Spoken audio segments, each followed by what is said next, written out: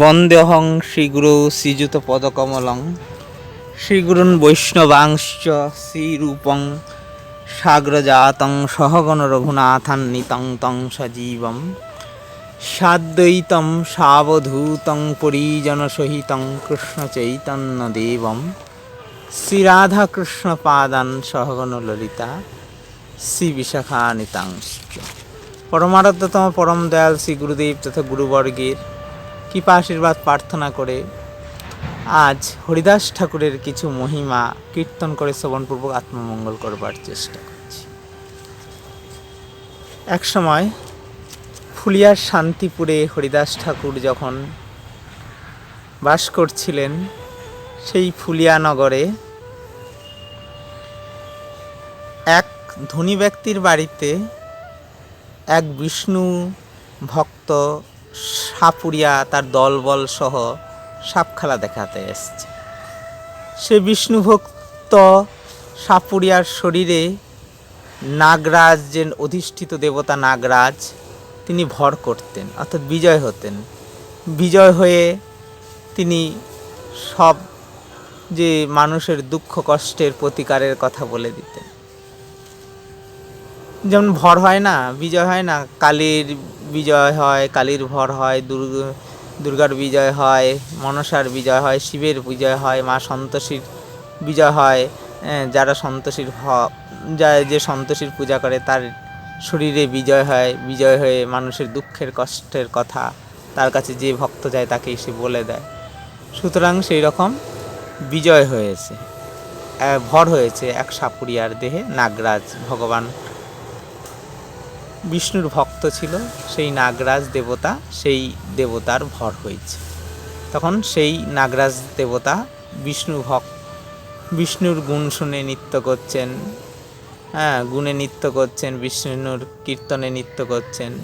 যে সাপুরিয়ার দেহে অধিষ্ঠান হয়ে সে নৃত্য করছেন।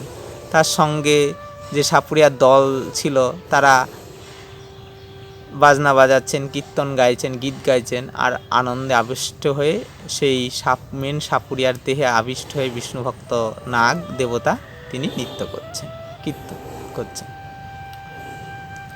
একদিন বড় এক লোকেরও মন্দিরে সর্পক্ষত ডঙ্ক নাচে বিবিধ প্রকারে। মৃদঙ্গ মন্দিরাগিত তার মন্ত্র ঘোরে, ডঙ্ক বেরি সবেই গায়েন উচ্চস্বরে। দৈবগতি তথায় আইলা হরিদাস, ডঙ্কনৃত্য দেখেন হইয়া এক পাশ। তখন সেই সময় ভগবত ইচ্ছায় হরিদাস ঠাকুর কি করলেন, সেইখানে আসলেন। এসে যে মেন সাপুরিয়ার দেহে নাগরাজ আবিষ্ট হয়েছেন, বিজয় হয়েছেন, ভর হয়েছেন, সে নাগরাজ নৃত্য করছেন সাপুরিয়ার দেহে। যে সাপুরিয়া দেহ হয়ে নৃত্য করছেন, সে সাপুরিয়াটা নৃত্য করছে, সেমন সময় হরিদাস ঠাকুর সেখানে এসে হাত জোর করে ডঙ্কের নৃত্য, সেই সাপুরিয়া ডঙ্কের নৃত্য দেখতে লাগলেন। মনুষ্য শরীরে নাগরাজ মন্ত্র বলে অধিষ্ঠান হইয়া নাচে কোতিল। মানুষের শরীরে, সেই মেন সাপুরিয়ার শরীরে নাগরাজ, বিষ্ণুভক্ত নাগরাজ দেবতা মন্ত্র বলছেন, অধিষ্ঠান হয়ে মানে ভর হয়ে বিজয় হয়ে অদ্ভুত নৃত্য করছেন, সব লোক দর্শন করছে। কালিয়দহে করিলেন যে নাট্য ঈশ্বরে, সেই গীত গায়েন কারুণ্য উচ্চেশ্বরে। কালিয়দহে যে লীলা করছিলেন ভগবান,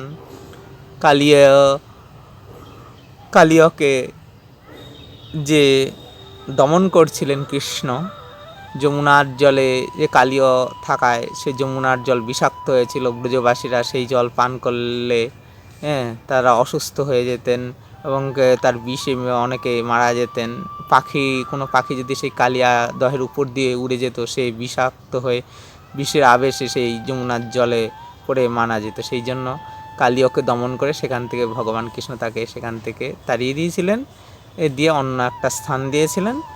সেই যে লীলাটা হয়েছিল, সেই লীলাটা কবিতা আকারে, গীত আকারে সেই সাপুরিয়া ভক্তবৃন্দরা নৃত্য গীত বাজনা বাজাচ্ছেন, আর সেটা শুনে মেন সাপুরিয়ার শরীরে আবিষ্ট নাগরাজ অদ্ভুত নৃত্য করছেন। শুনি প্রভুর মহিমা হরিদাস, পড়িলা মূর্ছিত হই কোথাও নাই। শুনে নিজের প্রভুর মহিমা শুনে হরিদাস ঠাকুর মূর্ছিত হয়ে গেল, অজ্ঞান হয়ে গেল, কোথাও শ্বাস নেই। ক্ষণেকে চৈতন্য পাইয়া করিয়া হুঙ্কার, আনন্দে লাগিলা নৃত্য করিতে অপার। কিছুক্ষণ পরে চৈতন্য পেয়ে অর্থাৎ জ্ঞান ফিরে হরিদাস ঠাকুর হুঙ্কার করে আনন্দে নৃত্য করতে লাগলেন। হরিদাস ঠাকুরের আবেশ দেখিয়া একবিত হই ডঙ্ক রহিলা গিয়া।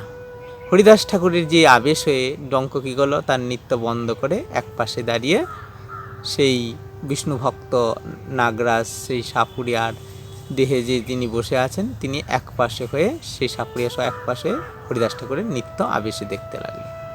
নিত্য আবেশ দেখতে দর্শন করতে লাগলেন। গড়াগড়ি যায়েন ঠাকুর হরিদাস, অদ্ভুত পুলক অশ্রু কম্পের প্রকাশ। মাটিতে হরিদাস ঠাকুর গড়াগড়ি যাচ্ছেন, অদ্ভুত পুলক অশ্রু কম্প প্রকাশ হয়। রোদন করেন হরিদাস মহাশয়, শুনিয়া প্রভুর গুণ হইয়া তনয়। হরিদাস ঠাকুর কি করছেন, প্রভুর গুণ মহিমা শুনে কান্না করছেন, রোদন করছেন, তন্ময় হয়ে সে শুনে কাঁদতে লাগলেন। হরিদাসে বেরি সবে গায়েন হরি, সেই জোর হস্তের হই ডঙ্ক এক পাশে। হরিদাসের সেই আবেশ দেখে সাপড়িয়ার দল বল সুন্দর করে সেই কালিয়াদহের গীতটা গাইছেন, কালিয়া দমন গীতটা গাইছেন এবং নৃত্য গীত বাজাচ্ছেন এবং হরিদাস ঠাকুর নৃত্য করছেন। সেটা জোর হস্তে সেই মেন বিষ্ণু ভক্ত নাগরাজ, যা মেন সাপুরিয়ার দেহে, প্রধান সাপুরিয়ার দেহে যিনি ভর হয়েছিলেন, তিনি এক পাশে হয়ে দর্শন করছেন। ক্ষণেকে রহিল হরিদাসের আবেশ, পুনঃ আসি ডঙ্ক নৃত্যে করিলা প্রবেশ। কিছুক্ষণ পর হরিদাস ঠাকুর যখন নেচে একটু শান্ত হলেন, পুনরায় সেই ডঙ্ক বিষ্ণু ভক্ত নাগরাজ সেই সাপুরিয়ার দেহে আবিষ্ট হয়ে নৃত্য করতে লাগলেন। হরিদাস ঠাকুরের দেখিয়া আবেশ, সবই হইলা অতি আনন্দ। হরিদাস ঠাকুরের যে আবেশ দেখে সব ব্রাহ্মণ সজ্জনরা ভক্তরা সব অতি আনন্দ পেলেন। যেখানে পড়ে তার চরণের ধুলি, সবেই লেপেন হই অঙ্গে পুতুল। যেখানে হরিদাস ঠাকুরের চরণের ধুলি পড়ছিল, সবেই নিজের অঙ্গে নিজের দেহে লেপন করছে, চরণের ধুলি মাথায় নিচ্ছে, দেহে মাখছে। সেই আর এক ঢঙ্গবিপ্র থাকি সেইখানে, মুইও নাচিমু আজি গণে মনে মনে। আর এক যে ঢঙ্গবিপ্র ছিল, সেইখানে কি করলে, সেও বলছে যে আমিও আজকে নৃত্য করব।